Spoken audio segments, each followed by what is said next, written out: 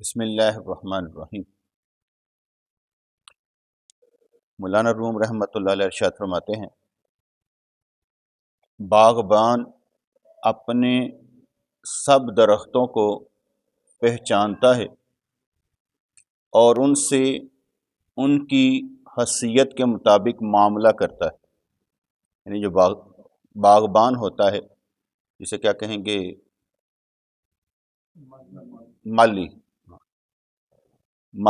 مالی اپنے سب درختوں کو پہچانتا ہے اور ان سے ان کی حیثیت کے مطابق معاملہ کرتا ہے۔ ایک درخت ایسا قیمتی ہوتا ہے کہ جو بہت سوں سے بڑا ہوا ہوتا ہے۔ بظاہر سب درخت یکساں ہیں۔ ہم لوگ تو اگر باغ میں جائیں گے تو گرمی ہوگی تو چھاؤں میں جا کر بیٹھ جائیں گے، ہمیں ان کی لکڑ سے یا ان کے پتوں سے کوئی لینا دینا نہیں ہوگا۔ لیکن جو لکڑ چور ہوں گے ان کو معلوم ہوگا کون سی لکڑ قیمتی ہے اور کون سی نہیں ہے، کون سی لکڑ سے کیا کیا کہتے ہیں بیڈ وغیرہ بنتا ہے، کون سی چیز بنتی ہے، ان کو یہ بھی معلوم ہوگا۔ اس لیے لکڑ چور کو بھی معلوم ہوگا اور مالی کو بھی معلوم ہوگا کہ کون کون سے درخت جو ہیں وہ کتنے قیمتی ہیں۔ ویسے تو بظاہر سب درخت یکساں ہیں، اسی طرح پیر بھی سمجھتا ہے کہ کون سا مرید آخر میں کون سے مرتبے پر ہوگا۔ یعنی اس کو بھی پتہ ہوتا ہے کہ کون سا مرید کون سے مرتبے پر ہوگا۔ حاسدوں کی آنکھ جانوروں کی آنکھ جیسی ہوتی ہے جو محض جسمانی غذا ہی کو دیکھتی ہے۔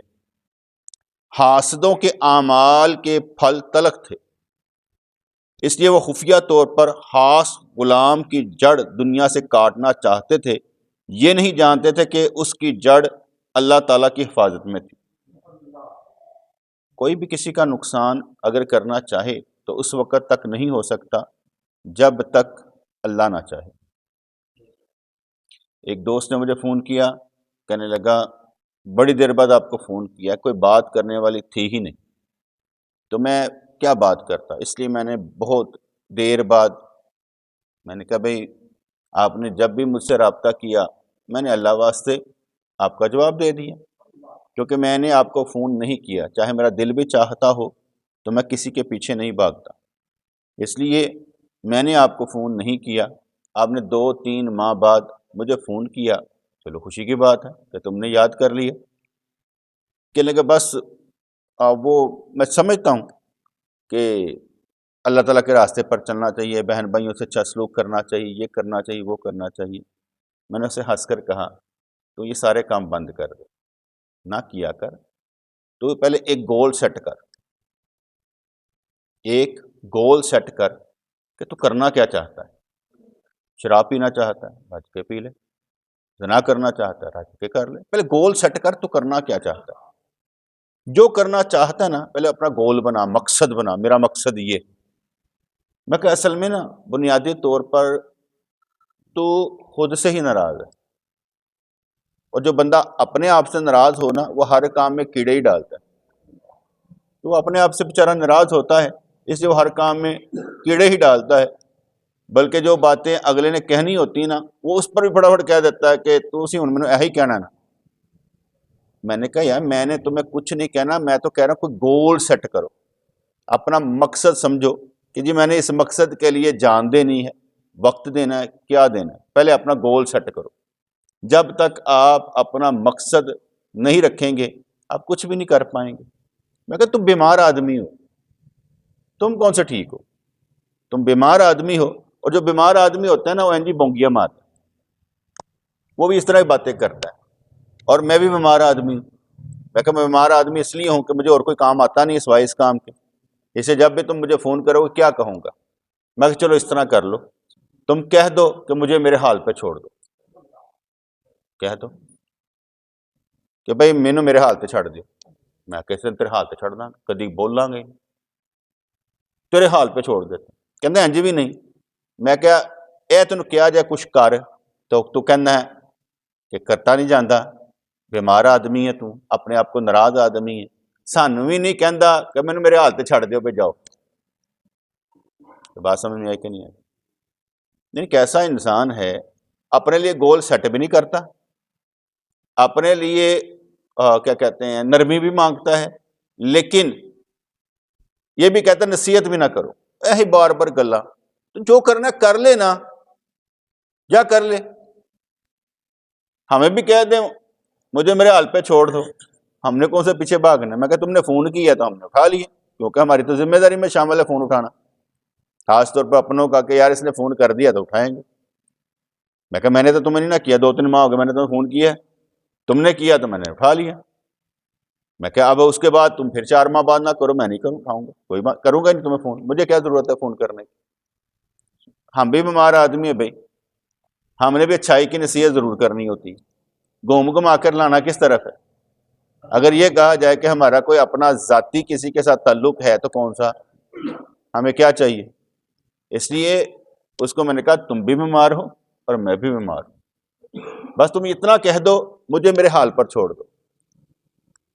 کہتا نہیں میں نہیں کرنا۔ میں کہا چلو پھر اتنا کر سکتے ہیں، تم جس حال میں رہو تو ہم دعا ہی کریں گے، پھر اتنا ہی کر سکتے ہیں، تمہارے لیے دعا کرتے رہیں، تو جب چاہو فون کر لو، نہ چاہو تو نہ کرو۔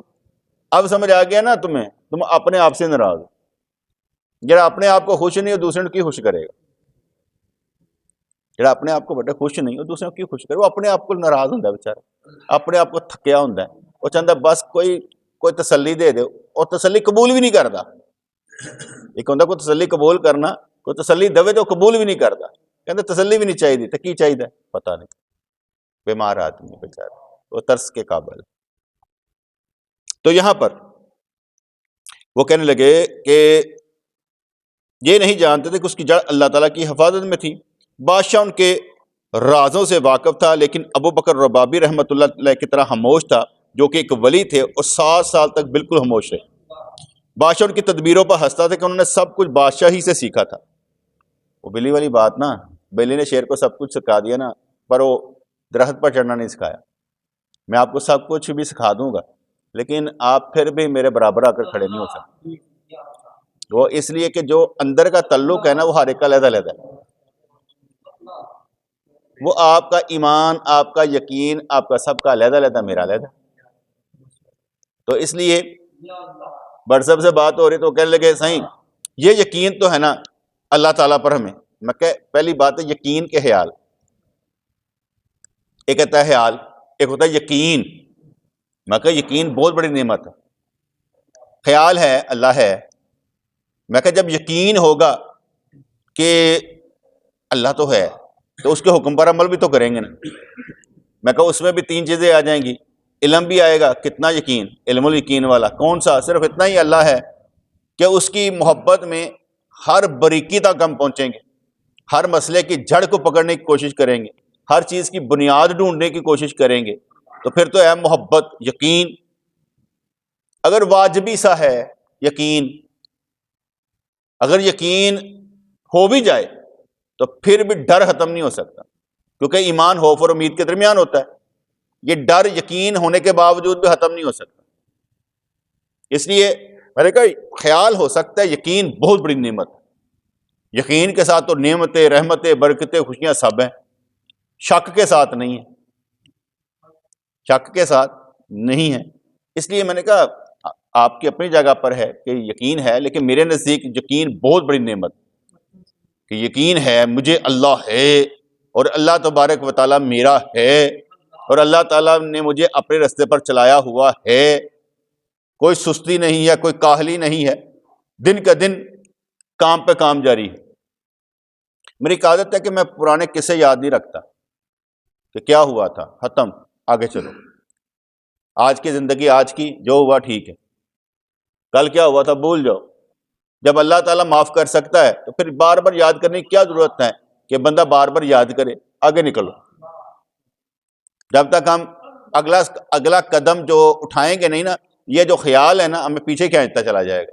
ایسے بندہ پیچھے چیزیں جب سوچتا رہتا ہے تو پیچھے پیچھے پیچھے پیچھے چلا جاتا ہے۔ اسے اگلی چیزیں سوچنی چاہیے کہ ہماری منزل کیا ہے، جو ہو چکا واپس آنے والا نہیں ہے، سوائے وہ کل والی بات کے کہ اللہ چاہے تو گناہوں کو نیکیوں میں تبدیل کر دے اور سارے کے سارے آثار ختم کر دے جہاں جہاں پر بھی ہیں، کرامن کاتبین نے جو لکھا ہے وہ بھی ختم ہو جائے، زمین کے اوپر جہاں گناہ ہوا وہ بھی ختم ہو جائے، جو فرشتے لے کر چلے گئے وہ بھی ختم ہو جائے، جہاں جہاں پر نقش ہے وہ بھی ختم ہو جائے، حتیٰ کہ جو اعمال ہمارے حضور کو پیش کر دیا جائے وہاں سے بھی غائب ہو جائے، کیونکہ وہ ستار العیوب ہے، معاف کرنے والا بھی ہے، اسے سب کچھ جب غائب ہو جائے گا تو پھر ہوگا یار یہ بندہ اب جنتی ہے، اب اس کا نشان جو اس کے ماتھے پر چمک رہا ہے وہ جنت کا ہے۔ بادشاہ ان کی تدبیروں پر ہنستا تھا کہ انہوں نے سب کچھ بادشاہی سے سیکھا تھا، وہ شاگرد بدبخت ہے جو اپنے استاد سے مقابلہ کرے۔ یہ بہت بڑی بات، بالکل صحیح بات، یہ بہت بڑی بات ہے۔ وہ شاگرد بدبخت ہے جو اپنے استاد سے مقابلہ کرے۔ استاد سے مقابلہ دو طرح کے انداز میں ہوگا نا، کہ استاد سے ہی مقابلہ کرنے لگا، پاجی اپنے استاد نہ مقابلہ کر۔ ایک ہوتا ہے استاد کو دیکھ کر اس کے ساتھ چلنا، یعنی کہ یار میں بھی انج دوڑ لانا، ہوگا وہ بھی مقابلہ ہی، لیکن اس مقابلے کا معاملہ کچھ اور ہوگا۔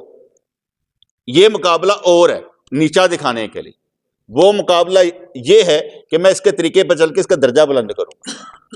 جیسے ہم ایک سنت کو زندہ کریں تو کہا جاتا ہے 100 شہیدوں کا ثواب ملتا ہے، اور وہ سنت وہ ہوگی، مسواک والی سنت نہیں، تربن والی سنت نہیں، کہ یہ سنت وہ سنت جو مٹ چکی ہو، جو کہ کرنی مشکل ہو، جیسے آج کل کے رسم و رواجوں میں شریعت پر چلنا کہ بڑا اوکھا کام ہے، مرگ پر ہو یا خوشی پر ہو چلنا بہت اوکھا کام ہے، اس لیے وہ سنت زندہ کرنا جو کہ نہ ہوتی ہو اور زور لگانا پڑے، اس کو کہا جاتا ہے یہ 100 شہیدوں کا ثواب ہے۔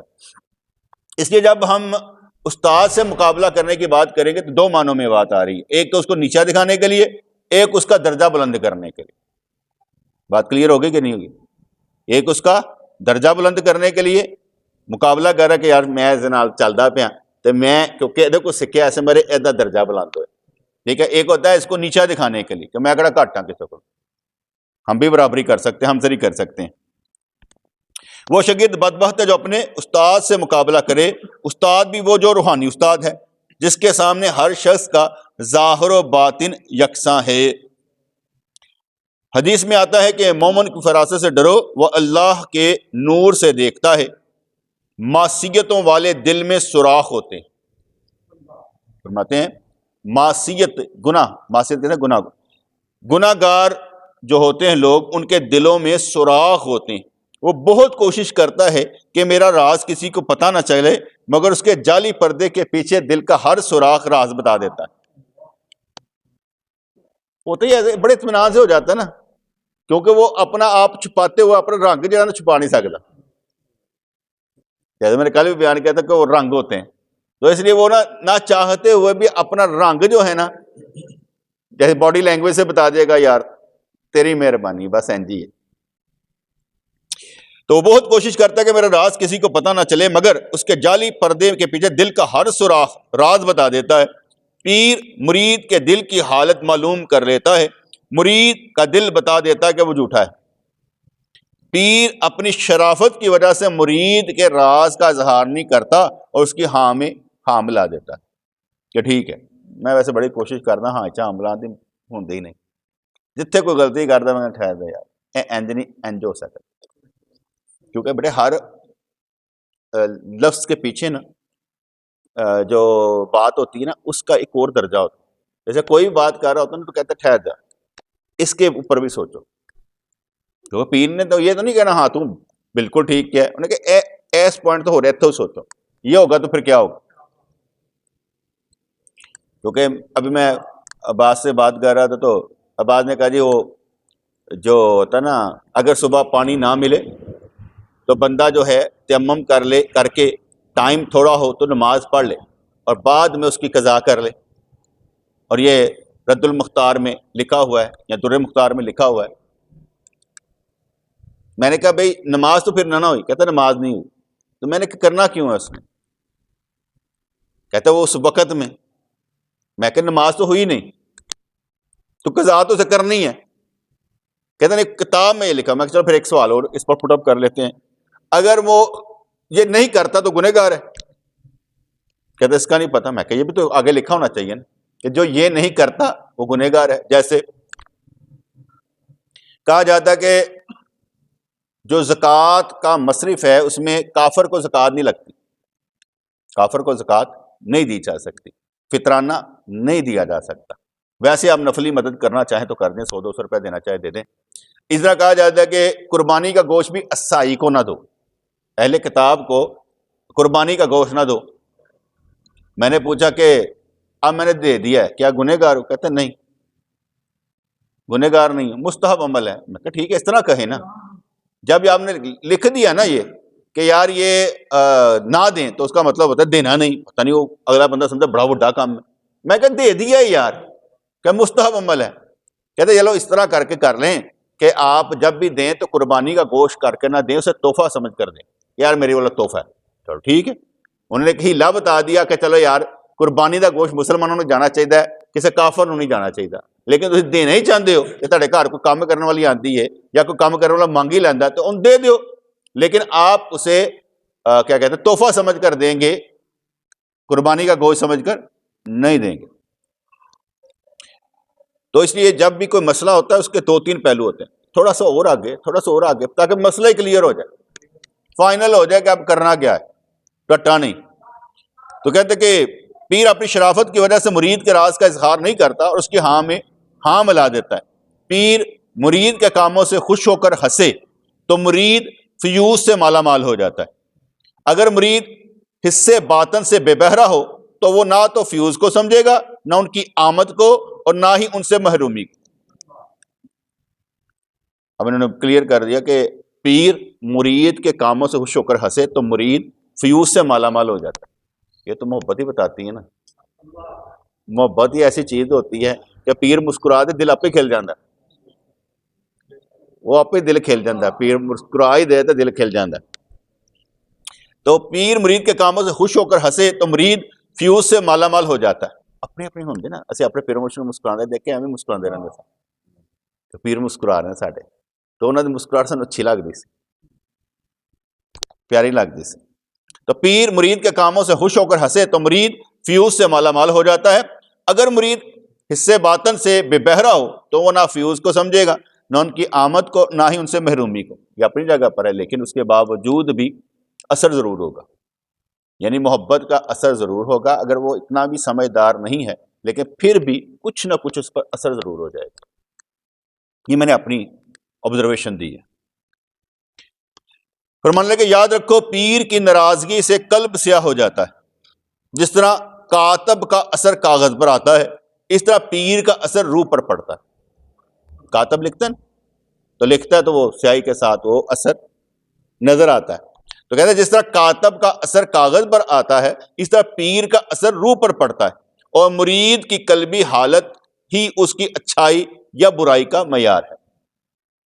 اس لیے ہمارے بزرگ سمجھایا کرتے تھے کہ اگر رات کو تم سوئے اور صبح اٹھے اور تمہارا دل کر رہا ہے کہ یار میں نیکی کے کام کروں، تمہارا دل کر رہا ہے کہ حضور کو خوش کروں، تو یہ سمجھو کہ رات کو تمہیں فیض ملا، کیونکہ کوئی لمحہ ایسا نہیں ہے کہ اس میں فیض نہ ملے، بلکہ سوتے ہوئے بھی فیض مل جاتا ہے۔ جیسے ہم کہتے ہیں خواب دیکھ لیا، اچھا خواب دیکھ لیا، ٹھیک ہے نا، اچھی سوچ بھی آ جانا بڑی بات ہوتی ہے۔ اس لیے ہر رات کا معاملہ بھی انسان کی بلندی کا باعث ہوتا ہے۔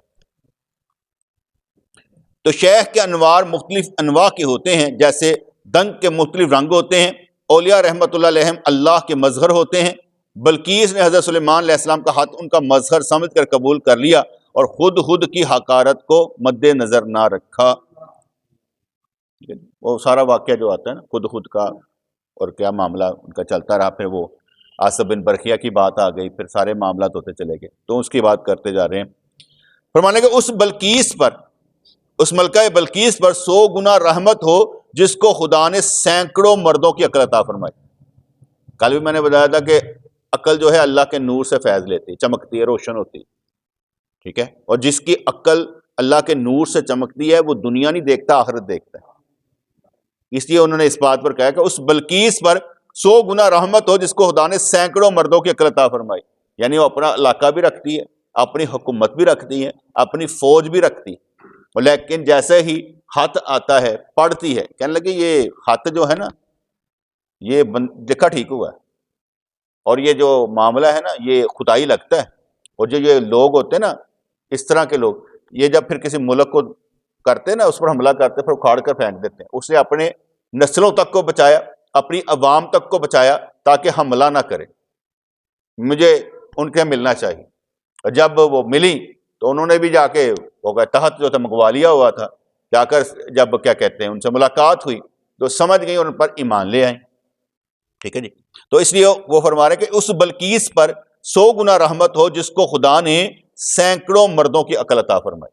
بالکل ٹھیک ہے. ایسے میں نے آگے کہا نا کہ لاکھوں کروڑوں میں ایک آدمی ایسے چمکتا ہے جس کو دیکھ کر بندہ کہتا ہے یار انہیں پیچھے مڑ کے نہیں دیکھنا. بڑے بڑے لوگ کہا کرتے تھے کہ جیسے حضور نے وہ 4 خلافت راشدہ والے 4 خلفاء کرام ان کے پیچھے جنہوں نے کام کیا, پیر بھی ایسے 2-3 ہی بنا سکتا ہے, کئیوں کو تو ملتا بھی کوئی نہیں. جیسے حضرت بابا فرید اللہ شکر رحمۃ اللہ علیہ کہتے تھے نظام الدین اولیاء کا نام لیتے تھے, نظام الدین اولیاء رحمۃ اللہ میر خسرو کا نام لیتے تھے, اس لیے وہ کہتے تھے ہم کو پیچھے چھوڑ کر گئے ہیں, ہم پیچھے کچھ چھوڑ کر گئے ہیں. تو اس بلقیس پر 100 گنا رحمت ہو جس کو خدا نے سینکڑوں مردوں کی عقل عطا فرمائی. حضرت سلیمان علیہ السلام نے خود کے ذریعے اپنا ہاتھ اسے بھیجا. ظاہری آنکھ میں وہ خود تھا, مگر چونکہ وہ حضرت سلیمان علیہ السلام کا قاصد تھا لہٰذا باطنی نگاہ نے اسے عنقا سمجھا. وہ چیزیں جو بظاہر حقیر ہوتی ہیں لیکن بباطن عظیم, ان کے بارے میں عقل اور حس میں جنگ ہوتی رہتی ہے. اچھا ہر ایک نے چھوٹا سمجھنے آئے. یہ عبداللہ بیٹھا ہے یہ ہم سمجھے چھوٹا ہے, دانیل بیٹھا ہے ہم سمجھتے ہیں چھوٹا ہے, لیکن انہوں نے جیسے ہی بڑا ہونا ہے ہم نے چھوٹا ہو جانا. انہوں نے ہمیں چھوٹا سمجھنا کرنا, کیونکہ ہر بوڑھا جو ہوتا ہے نا اس کو کہتے ہیں ابا تینوں کی پتا, جو میں نے پتا نا تن نہیں پتا. ہم اپڈیٹ نہیں نہ ہوتے بنیادی طور پر, یا ہم تجربے کار زیادہ ہو جاتے ہیں نا, تو جب تجربے کار ہم زیادہ ہوتے ہیں یا ہماری لائن ادھر ہو جاتی ہے, وہ کہتے ہیں تانوں کھ نہیں پتا دنیا کس طرح چل رہی ہے. وہ کہتے ہیں میرے پتر میں بھی دنیا چ آیا, خون دی دنیا کا تان نہیں پتا. اور چھوٹا بڑا ہو جاتا ہے. باپ کو سارا کچھ پتا ہوتا ہے, لیکن اب وہ جو جوان کی حصہ ہوتی ہے وہ اور ہوتی ہے اور بوڑھے کی حصہ اور ہوتی ہے. یہ جوان اپنی نظر سے دیکھتا ہے اور بوڑھا اپنی نظر سے دیکھ رہا ہوتا ہے. اس لیے جب بوڑھا اپنی نظر سے دیکھتا ہے وہ کہتا ہے تجربے کی بات, لیکن لازمی نہیں کہ ہر بوڑھا تجربے والا ہو, جوان بھی تجربے والا ہوتا ہے. میں عارف صاحب نے کیا میں کہ اپنے پتر لے کے چلیں دبئی یہ گل مننا, اپنی گل نہ مننا. تسی جو کہ کر دیں کوئی گل, باقی اللہ اللہ خیر صلاح, کیونکہ جوان جوان ہوتا ہے بوڑھا بوڑھا ہوتا ہے. لیکن بوڑھا کہتا ہے میں بوڑھا نہیں ہوں, میں بھی جوان ہوں, فیصلہ میرا ہوئے گا. جو گھاٹا ہو جاتا پھر کہتا ہے غلطی ہو گئی. جب غلطی ہو گئی تو پھر بھگتو, پھر تو بھگتنی پہنتی. زندگی میں مرشد کی بات کو نیچے نہیں رکھنا چاہیے, اسے سوچ سمجھ کے فیصلہ کیا ہوتا ہے. یہ نہیں ہوتا کہ اس نے کوئی ویسے چھوڑی ہوتی ہے, اس کی نظر میں کوئی چیز ہوتی ہے تو وہ فیصلہ کرتا ہے. تو فرمانے لگے کہ کافر حضور علیہ الصلوۃ والسلام کی ظاہری بشریت کو دیکھتے تھے اور ان کی روحانی عظمت جس کا کرشمہ شق القمر کا معجزہ ہے اس کو نہیں دیکھتے تھے. کہ وہ جو چاند کے 2 ٹکڑے کر دیتا ہے وہ بشر نہیں ہے بھائی, ہمارے جیسا بشر نہیں ہے, وہ یوحا الیہ بشر ہے. اس لیے جو معاملہ ہے نا اس کا اور ہے, اس لیے وہ بشر ہے لیکن وہ تمام بشروں سے بڑھ کر ہے. تمام انبیاء کرام کا بھی استاد ہے, امام الانبیاء ہیں, اس لیے وہ بشر نہیں ہے. دیکھا جائے نا جو علماء کرام بیان کرتے ہیں, جو اولیاء کرام بیان کرتے ہیں, تو اگر محسوس کرنے پر آئیں نا تو اللہ تبارک و تعالیٰ کا نور جیسے اس نور میں ہم رہتے ہیں, نور السماواتی والارض, اس نور میں ہم سب رہتے ہیں اور کسی وقت بھی اس نور سے باہر نہیں ہے.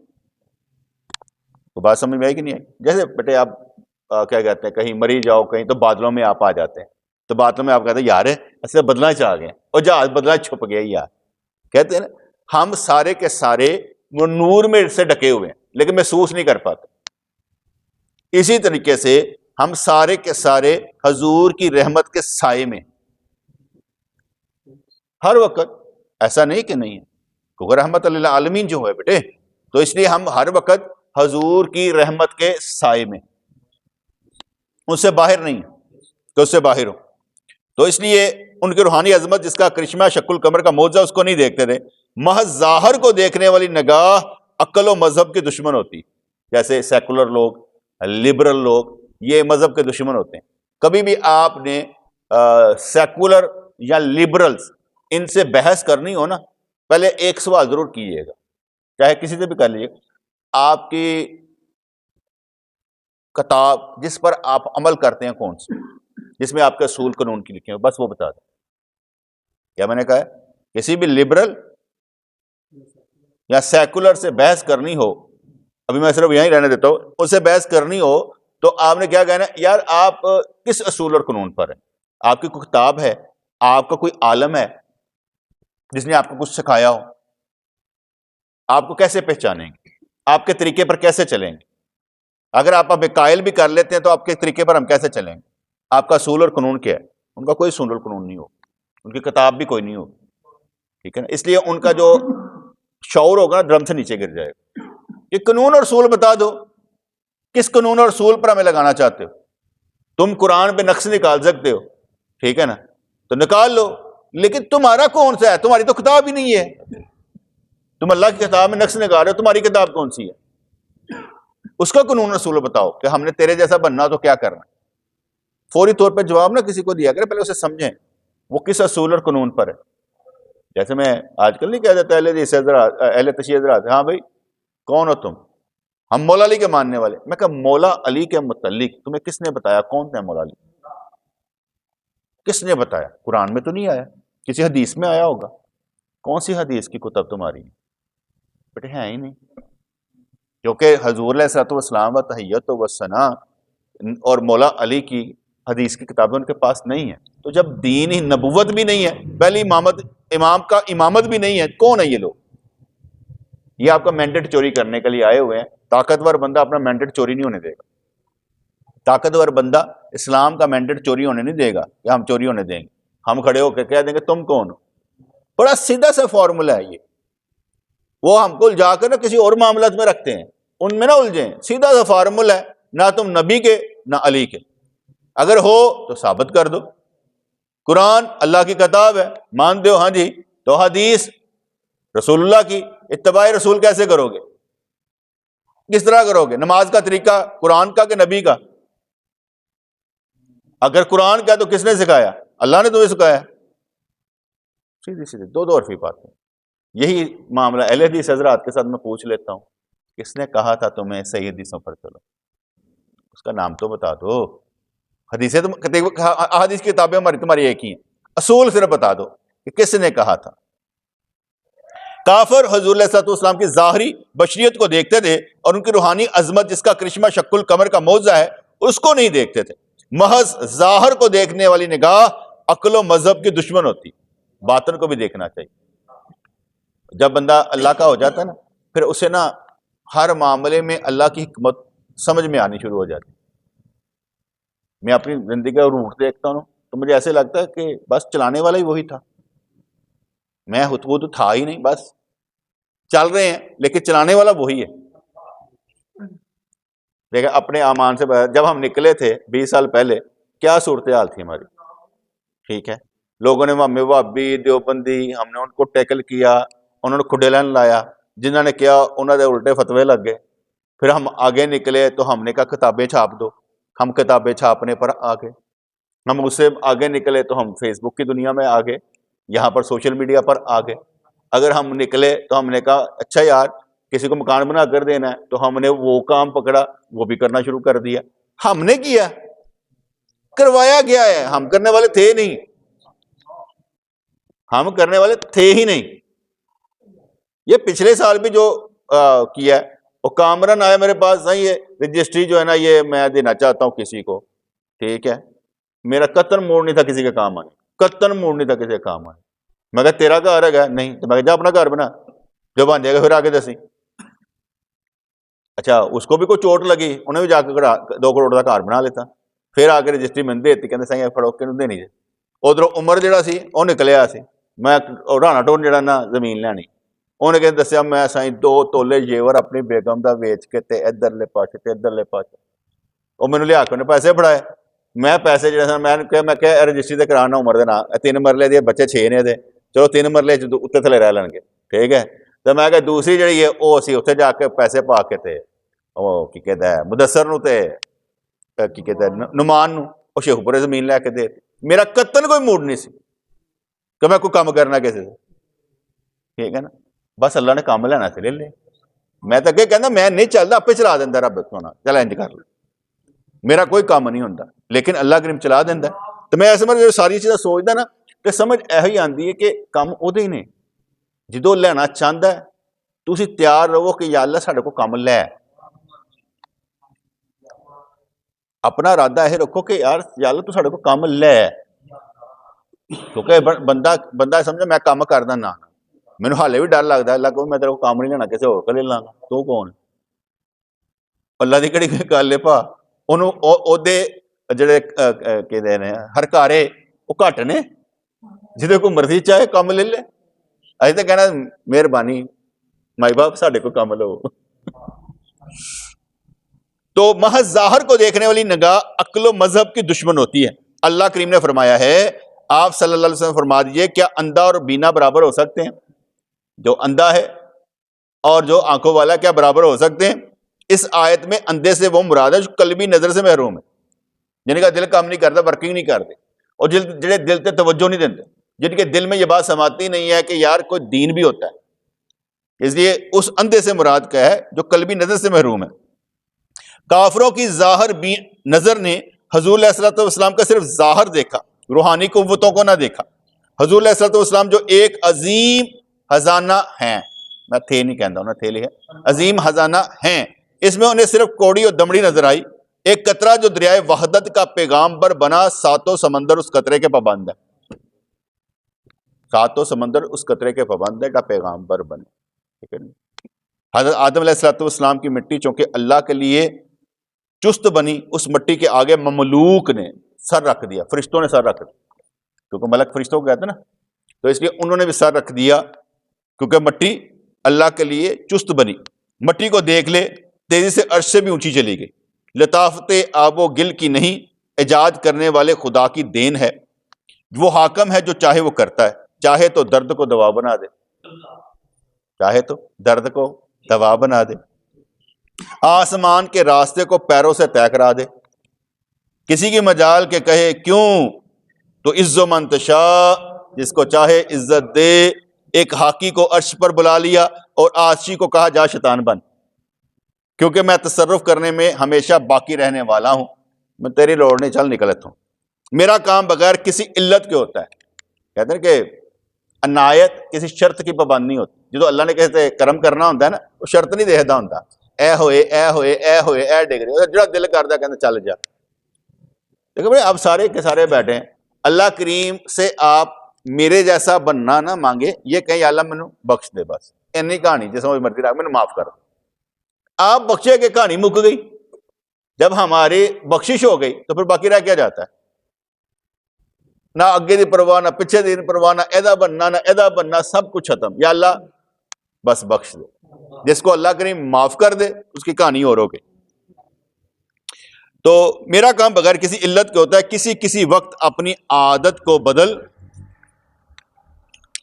دیتا ہوں. میں سمندر کو کہہ دوں آگ بن جا, آگ کو کہہ دوں گلشن بن جا. یہ اس کی ساری مہربانیاں رب کریم کی ہیں, کیونکہ رب کریم جو چاہتا ہے وہ کرتا ہے, اور اس کے چاہے جانے پر قربان, جو چاہے ٹھیک سے کرتا ہے.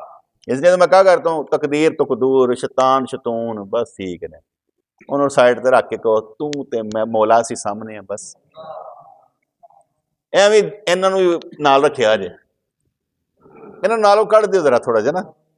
تو میری گل سمجھ, میں نہیں کیا کہ انہوں دے منکر بن جاؤ, یہ نہیں میں کیا. میں کی کیا ٹھیک ہے تقدیر تقدور ٹھیک ہے, شیطان شتون ٹھیک ہے, سائڈ تے رکھ دو. گناہ ہوئے تو شیطان بن جاؤ, کہو میرا, نیکی ہوئے کہو تیرا. ایسا آیا گیا نا بھائی, ادو سے شیطان بن کے نا, گناہ جو کیتا شیطان ہی ہے, شیطان تے بھی مان دی کوئی ضرورت نہیں. وہ تے کہاں تو باندھے ہو, گناہ ہو گیا میرا, میں آپ شیطان. نیکی ہوئے تیرا, میں تو کر ہی نہیں سکتا. اے دو کام جڑے نا بڑے شاندار ہیں. نیکی نو ادھر منسوب کرنا تے اچھائی نو ادھر منسوب کرنا, برائی نو خود نہ منسوب کرنا. بخشش دا اے ایک کوئی واحد ذریعہ میں دیکھا جائے, کیونکہ کل قیامت والے دن آپ نے پوچھنا کتا ہے, کتا ہے, کہنا ہی نہیں کیتا. اگر وہ کہہ دے نا کہ تو ਤੁਹਾਨੂੰ ਪਤਾ ਵੀ ਹੋਏ ذاتی طور ਤੁਹਾਨੂੰ ਪਤਾ ਵੀ ਹੋਏ ਕਿ ਯਾਰ ਮੈਂ ਨਹੀਂ ਕੀਤਾ, ਉਹ ਕਹਿੰਦੇ ਤੂੰ ਕੀਤਾ, ਹਾਂ ਕੀਤਾ, ਤੁਸੀਂ ਫਰਮਾਤਾ ਕੀਤਾ, ਅਸੀਂ ਆਪਣੇ ਸਿਰ ਤੇ ਲਾਂਗੇ, ਕਿਉਂ ਨਹੀਂ ਲਾਂਗੇ? ਠੀਕ ਹੈ ਨਾ।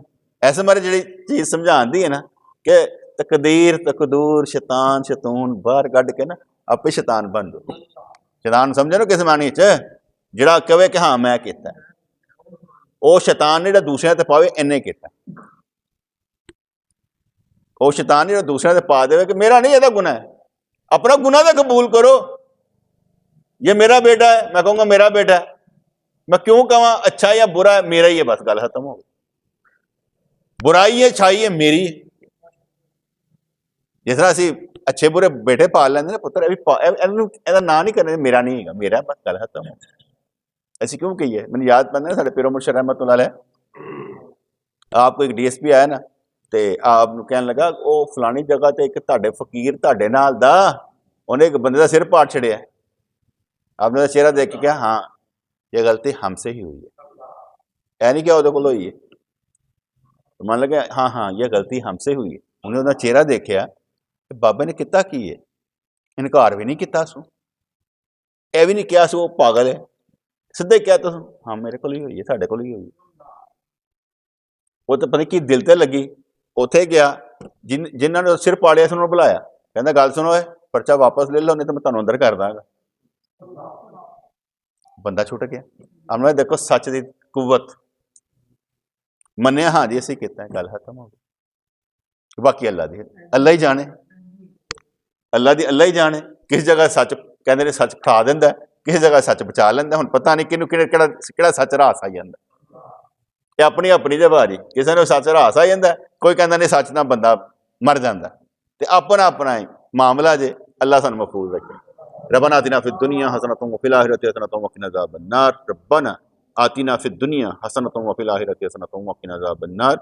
या अल्लाह या रहमान सब्बितना अलल ईमान। या अल्लाह शिफाएं अता फरमा, तंदुरुस्ती अता फरमा, सेहत अता फरमा, बुलंदी अता फरमा, रिज़्क़ अता फरमा, ईमान अता फरमा, हजूर का फैज़ान अता फरमा, सच्चे मानो मुसलमान बना, तेरे ही दर के सवाली बनकर रहें, तुझसे ही भीख लेते चले जाएं, अपना मुकद्दर चमकाते चले जाएं। कादिर मुतलक तू ही तू, हम तेरे ही बंदे बनकर दिखाएं, हमारे अंदर से कब कैसे क्या क्यों निकल जाए। या अल्लाह इश्क मुस्तफ़ा अता फरमा, इश्क अपना भी अता फरमा, अंधेरे हमारे अंदर के दूर फरमा दे, हमारी नस्लों की खैर फरमा दे, हमारे बिगड़े काम भी बना दे, जो संवर भी नहीं सकते उनको भी संवार दे। आमीन रहमतिक या अरहमर राहिमीन।